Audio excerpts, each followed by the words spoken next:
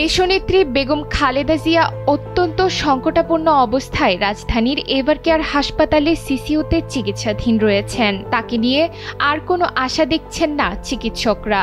দেশি বিদেশি বিশেষজ্ঞ চিকিৎসকদের সমন্বয়ে গঠিত মেডিকেল বোর্ডের তত্ত্বাবধানে তার শারীরিক অবস্থার সবসময় পর্যবেক্ষণ করা হচ্ছে। সাংবাদিক ইলিয়াস হোসাইন তার ফেসবুক পোস্টে জানিয়েছেন, চিকিৎসকরা খালেদা জিয়াকে নিয়ে খুব বেশি আশা দেখছেন না। আর তার ভাষায়, এখন সব নির্ভর করছে মহান আল্লাহর ইচ্ছার উপর।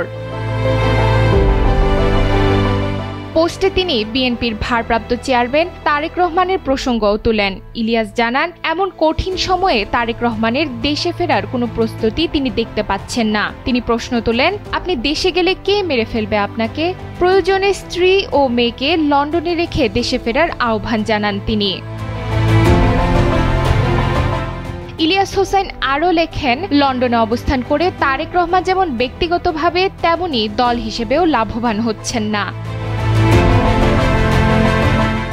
এই মুহূর্তে খালেদা জিয়াকে নিয়ে চিকিৎসক ও পরিবারের সদস্যরা গভীর নজরদারিতে আছেন। তার শারীরিক অবস্থার নতুন তথ্য জানাবেন বিশেষজ্ঞরা। দ্রুত আরোগ্য কামনায় দোয়া ও প্রার্থনা অব্যাহত রাখার আহ্বান জানান নেতাকর্মীরা।